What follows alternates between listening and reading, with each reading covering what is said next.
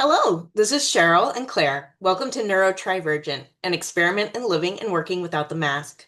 It's a podcast where we discuss navigating career change and just existing in a world as a neurodivergent human. Each week, we pick a topic and talk about the initial thoughts, the pros, the cons, and the balance of each concept. Then we try a 2-week experiment and discuss how it went in the following episode. I'm Cheryl, an ADHD adult moving from being a professional nanny to a positive discipline trainer and parent educator slash consultant. And this is Claire. She is an ADHD adult and career life coach for neurodivergence and anyone who feels systems are not built for them. If you'd like to learn more about us, there are links in the description. How are you doing today, Claire? I'm all right. I'm all right. I feel a little off kilter, but that's just how it is sometimes. How about you? I'm doing okay. I'm excited about our topic today. Um, and it is kind of a new idea for me that I'm working on. And it's the idea of promises to myself. Um, so for me, my promises are my daily and weekly and monthly to-do lists, but reframed as self-support in a self-support mindset versus a to-do list mindset. And it was kind of born out of a desire to move from like a shame guilt mindset to a self-care support and reparenting mindset. And basically these are the chores I have to do as an adult.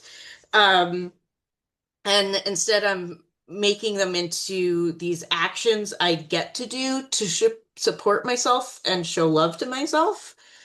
Um, and it came from me trying to teach my brain that um, abuse and ultimatums don't really work anymore. So basically, for a while, I would just not do things. It was a mess, but in the long run, it was very helpful. Basically, if my brain tried to use the abuse and ultimatum mindset of motivation, I would not do that anymore. Like, I would not do that thing. I would just stop where I was and be like, no, we're not doing it.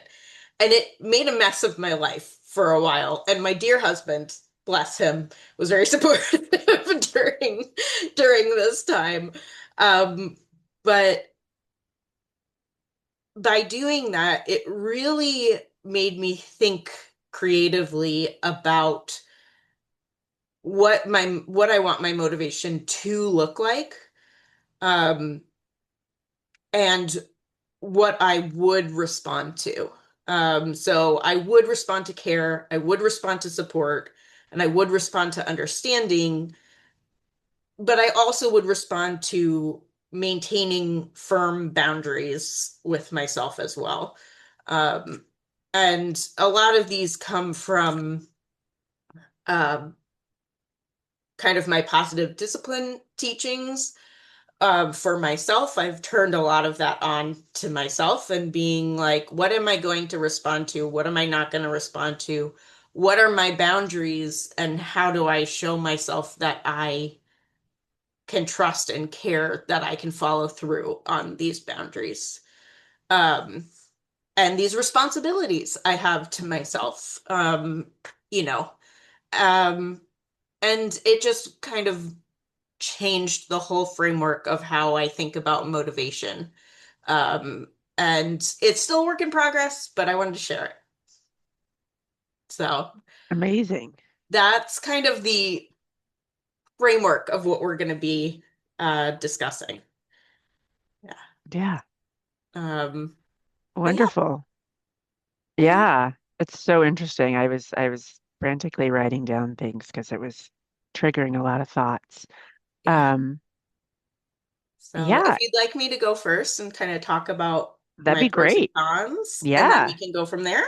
That sounds great. I would love that. Awesome. And then yeah, and then I can talk about how I relate to this topic. Yes, this sounds perfect. Okay. Um, So for me, the pros were great. Like, it was something that came, like I said, because I needed something to replace my old forms of self-talk and self-motivation. Of like, you have to do this because you're an adult. You have to do this because if you don't, you're not a functioning human being. And like, these are just, there's a lot of really internalized ableism around especially my ADHD, but also with regards to the depression that I have and as I'm realizing and as I'm going through some other medical stuff, some other medical kind of things that are going on in the background as well. So I realized if this isn't going to work anymore, if I'm not going to respond to this anymore, I need to have an alternative um, way of motivating myself. And it's so much healthier. It's so much less based on getting my fight or flight system into kicking my flight or flight system into gear to do things. Um, it helps keep me really even. And when I don't get certain things done,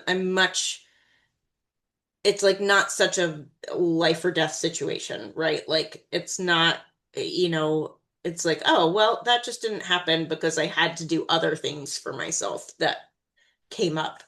Um, or, oh, that kind of got in the way. Let's look at this from a problem solving situation, not like oh, you're a terrible person. Like, you're not living up to what you need to live up to.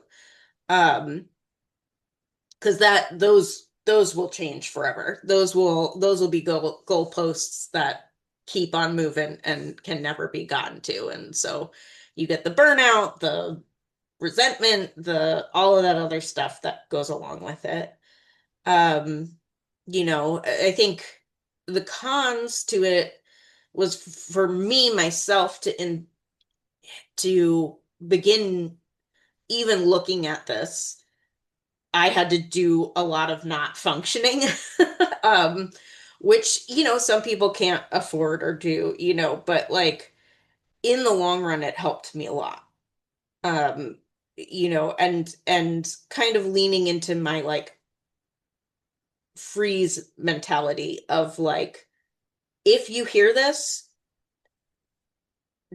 just stop, which is like sometimes I can do that, sometimes I can't, but like, you know, being able to like say, hey, this isn't working anymore. The abuse and the stuff that you did your best, you were doing your best with what you had. That's not going to work anymore. And like to follow through on that. And it's a start, it's a learning thing, it's a process. So I'm just starting out on that process, really. But it's been years in the making of getting to the point where I'm willing to give up something that in all intents and purposes has worked in some form, which can be really hard and scary to give that up. So, but the pros are that it's really worth it once you can get it started, um, and once it becomes a habit. Yeah, Yeah, that's it there's for so me. much there that I want to kind of respond directly to. And I know that's kind of not the total format, but I think I'm going to break it a little bit. Yeah, do it. Um, and just saying, like, just so many things. I just want to say, like, so many things that I heard you share.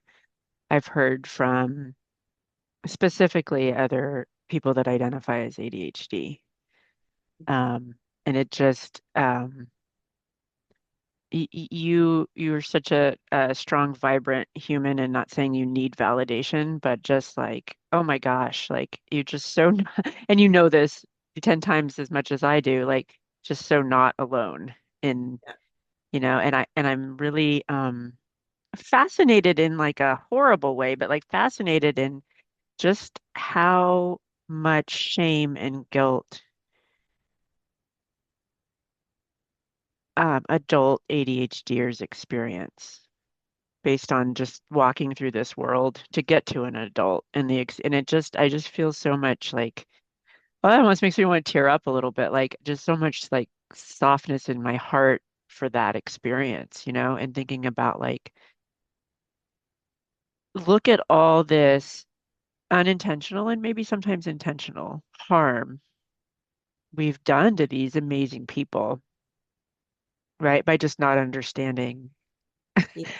how their brains work. Yeah. So I'm kind of going, yeah, like I said, I'm going off script a little bit, but I just think that I just want to say I think that this topic and your really creative approach to this is really important.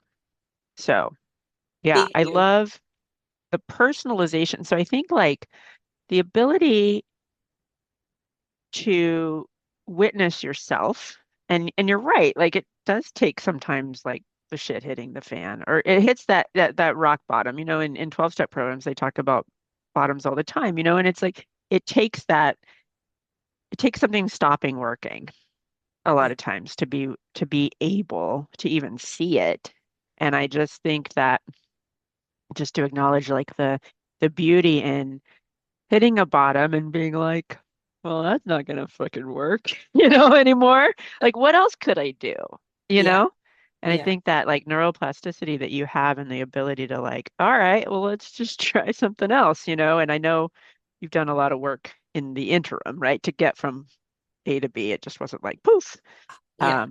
So if folks are out there being like, how does she even make that jump? Like just give yourself some grace. Yeah. Um, I'm thinking about how from if I was to turn this and personalize it to me, then what really comes up for me is that I joke a lot, but it is also really true. Like I just feel like I'm a lot to manage. Like being me, like just waking up and making it through a day and then doing it again and I'm saying this as like a positive, upbeat, silly person. It's a lot. There's so much going on. Um, and the push pull of my brain that I'm just a lot to manage. And so that in many ways, like w- when I haven't managed myself, I spin the other direction. I've spun into not out of shame, but out of like identity, maybe? I don't know, like identity and like messaging, like I spun the other way into just like overdoing so much. And Mhm. it's the same result. It's burnout, it's like, and so I've also developed like a lot of ways to manage myself, right? And I also I do want to share too. I'm talking to a fabulous group of folks, of adults right now, about what does demand avoidance look like in adults, because there's a lot out there about kids, but there's not. It's very hard to find depth about adults, and so this that comes up for me too. But the things that I have done to manage myself, right? And that's like, how do I get through a day doing the adult things that I both need and want to do? Because I can want to do something and it doesn't mean I can do it. Yeah. So, so kind of the things that came up for me are I do have a daily practice where I check in the morning. Um, I have to write my whole schedule down for the day, and I have to know when are my open time windows, right? That I have time to even do anything. And I have to be able to see that ahead of time or I feel panicky. Um, and so every morning I'll write, even though I've I've already done it every Sunday, I write down my calendar ahead of time. I've done this like so many times, but it has to be okay for just this day now. What does my day look like? And then I set three and only three intentions for that day. And Mhm. they can be as simple as remember to do this experiment that you're doing, supposedly, or listen to your body, or they can be a little more detailed. It just kind of depends. Um, and then I have to put that on a post-it and I have to keep it visible because I have object permanence issues. And so it'll be out of sight and I'll totally forget about that immediately. And my timer just made a kissing noise at me. Sorry. It's very funny. I know I'm talking a lot of timer. I'm getting there. Um, yeah, and then I have to keep it in front of me, right? So that's part of it. Another thing, another strategy that I use is I actually use some cleaning organizational tasks as a stim because I need physical repetitive movement to feel okay. And so I've realized, oh, and that's the reframe that I've done. Oh, actually, as boring as this sounds, like putting away the dishes totally kind of is that, you know? So if I can make that, if I can reframe that, so using it as a stim, and then I kind of already alluded to this, but I need both predictability and some time that's not defined Hmm. at the same time. And then during that time that's not defined, I need to focus on slow flow. Hmm. So that means that I'm allowed to move at my pace because I'm really programmed to move at a super fast pace. And Yeah. that comes from 10 years of billing in 15-minute increments, Hmm.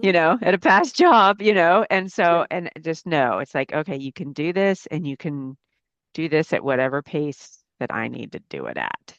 Yeah. So I think that's the primary way that I relate to this. And so for as a pro, just as a highlight, yeah, super relate to just like having the idea of promises to self, even though I haven't used that language, having to like reframe and think about day-to-day life, day-to-day adulting in my own way. That's how I relate to this, right? That's just like it's an essential Yeah. for me. Um, and then cons, it's just like sometimes it's just like a little depressing is not the right word. Sometimes it gets me a little bit down that it takes this much work to be me. Um, yeah, and then I could talk more about that, but I think that's a good place to stop. Yeah. Yeah. And just to like react to all of that, that self-support system is so important, right? And I completely relate to that, like getting a little down about how much work it takes to be functional, Hmm. right? Hmm. Um, and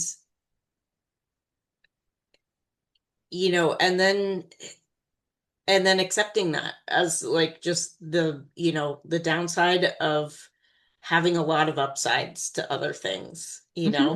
like Yeah, good. Well said. um it's like you have to be jealous of the whole thing is something that my brain likes to repeat to myself that helps me get through these moments where it's like you have to be jealous of the entire suite of so for someone who maybe it doesn't take as much effort to just function, they might not have the creativity or the empathy or the experience that I have.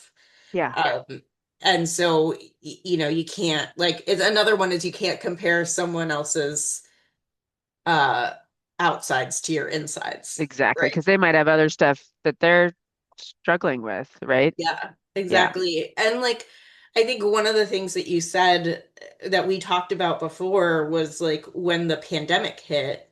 I mean, it was hard, Yeah. but like, I think a lot of people were facing down some really dark stuff that they never Hmm. had to face before. But like, one of the things that you and I talked about was like, oh yeah, we've looked at all this stuff already. Like we've Yeah. looked at like these hard times and what we have to do to get through them and how to Yeah. I manage was, all these really negative and really hard feelings. mhm. And so we have entire systems already set up for this. I mean, it's Yeah, part I of was the very reason equipped. why, Hmm. yeah, it's part of the Hmm. reason why I'm such a great organizer, why I can go into someone's Yeah. house and be like, look, this system isn't functioning and isn't working, Hmm. and like let's work with.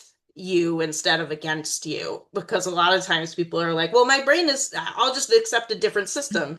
And then Totally. when you're in the middle of, trying to get your three kids out the door and doing all this other stuff, and it's simulating an ADHD brain, Yeah. which high stress situations can do. That's why we're so good at high stress situations, is because Yeah. like we've been in, you know what I mean? Like that's Yeah. already what we've been living in forever. Like we already have systems and things that help us be able to focus in high stress situations. And yeah, so it's I have to be jealous of the whole thing, and then it's always acceptance as to Mhm. who you are as a person, and like going back to that and being like, yeah, it is hard doing this thing, but you can do hard things, Yeah. Yeah. and you need support around it. Let's talk about the support. Let's talk about how we can get this done. And this is how I talk to myself. Yeah, totally. And I've learned. I'm just thinking too about like your organizing business too. Like it's like, oh, it's so much like coaching in so Yeah, many ways. Like right, what I do in different like, okay, but what if we didn't try and shove you into that small box anymore? Like I have that conversation a lot. Like what if this is, yeah, actually what if procrastination for you actually isn't a problem? yeah, What if it's working, you know? yes, yes, So and it's like, what if, yeah, what are you going to actually do? yeah. So I love that. Yeah. Yeah. So, but yeah, that whole idea of supporting yourself and like Hmm. how that Hmm. changes and looks different, and how a reframing, you know, can go a long way. And then also how it takes time. Like I've been talking with you about switching my motivation style Hmm. for years now. Hmm. I mean, like this didn't develop overnight. It's Yeah. At some point in time, there was some thing that switched that helped me like trust myself a lot more. Yeah. And part of that was standing up to my internal abuser, Yeah. and learning that I could trust myself around that. Um, Hmm. but like it took time. So again, like all of these ideas are great, but like don't think that the system is going to fix you. Yeah. The system has to come from you in Yeah. order to be able to play. Totally. And like good reminder too, and you said this earlier about like iteration, like expect iteration, expect it to Hmm. take many, many tries, Hmm. and each try you're learning something, right? And then Yeah, and trying with something different. Hmm. ADHD, sorry, I didn't mean to cut you off. Please, you're good. With ADHD, you need iterative Mhm. processes because your brain's going to get bored of having the list on your Yeah. phone. So Yeah. you're going to have to put then your list on us on sticky notes. And then when Hmm. you've ignored the sticky notes 18 times, you have to be like, all right, well, now it's going to go to a calendar that I put up. Like this is something that's just going to change to help your brain um, maintain a system, but also maintain a novelty that lets your brain adhere to a system. Yeah. Yeah. So, you know, don't feel bad about using a calendar one day and sticky notes the Hmm. next day, Hmm. and your phone and timers the next day. Like it's going to change. It has to, so that it fits to your brain. So, Water break. yep, water break. I'm Everyone still, get hydrated. yeah, I know. It helps the brain. Yeah, I'm still on the tail end of a cough too. So, Yeah. it seems to be a theme. Well, well, cool. I think we've talked quite a bit about balance. I Yeah. do want to say a little bit more and then give you the opportunity to say a little bit more.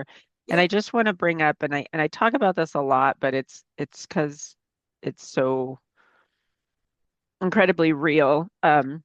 About my experience and a lot of folks that I've talked with is um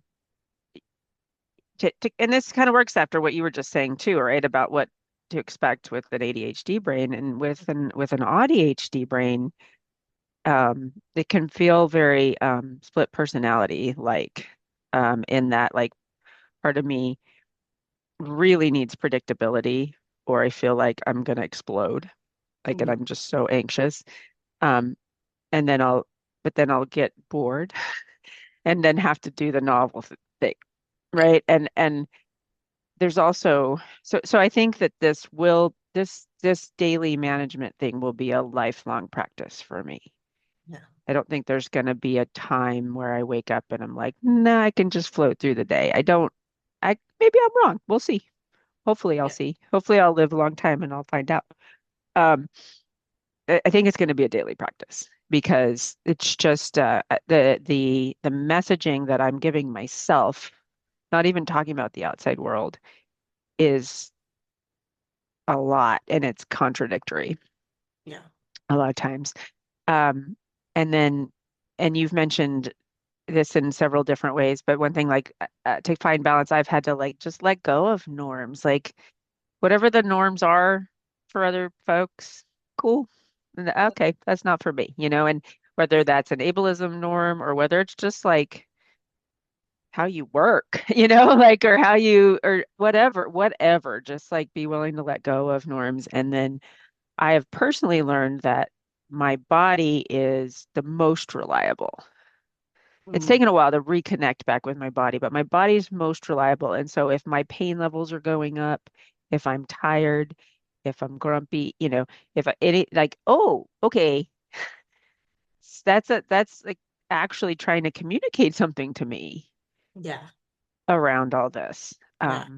So yeah, just like constant focus, listening to body and letting go of norms is kind of Yeah. how I'm striving for balance. And I read a really cool article earlier about how sometimes cognitive behavior therapy really doesn't work for autistics because they're always saying you need to be more balanced. And and that a lot of times how that shows up is like trying to tell folks like not to have a special interest. You're spending too much time on your special interest. Yeah. And but that's what's regulating me. Right. And so I said that word balance and then I cringed and it's like, oh, okay, wait, there's different ways of thinking of that word. Yeah. Um, yeah, so the balance here is the pros and cons. I'm just thinking out loud. I think acceptance acceptance is the answer for me too. So Yeah. yeah. Yeah. Any other thoughts on like balance or living with paradox? And I think, yeah, for me, it's like this is going to be a daily thing. I wanted to just say, like, there is a reframing that eventually you can get to where that doesn't feel like a death sentence, where Mm, that hmm. feels like Yeah, real totally. self-care and Yeah. beautiful and like because for my ADHD brain, if you say a daily Oh thing, yeah.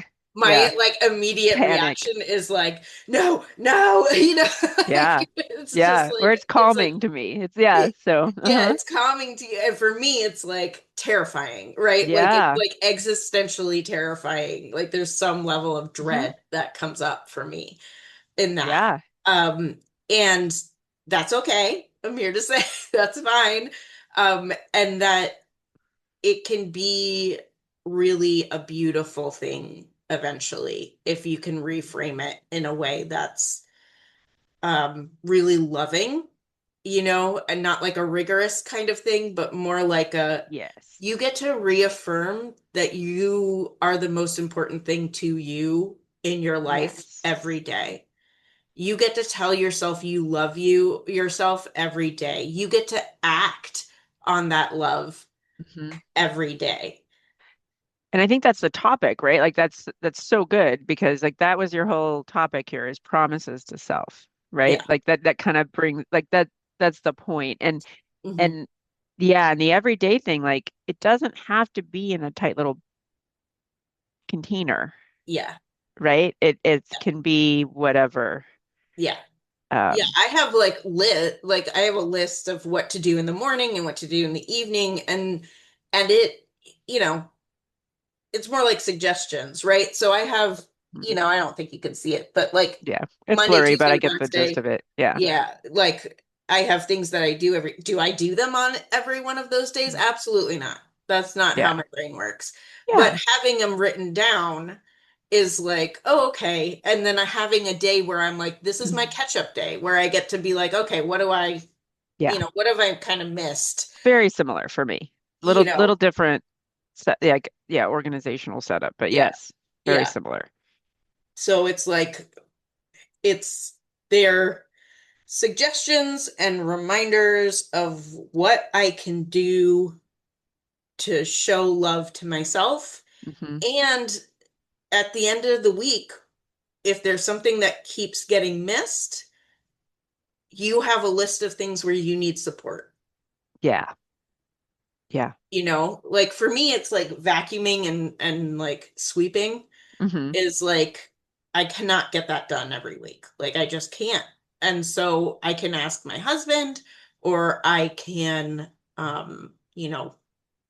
give myself incentives or I can do whatever I need to do to Yeah. like to support myself in that struggle, but at least I have it written and like there's this communication and problem solving thought process that goes Yeah. into it where it's like, all right, love, where do you need support? Not Hmm. why can't you do this? Why is Yeah. this always not on your to-do list? Why isn't this, if you don't do the vacuuming, in my head, there's a little voice that's like, if you don't do the vacuuming, what the hell is wrong with you?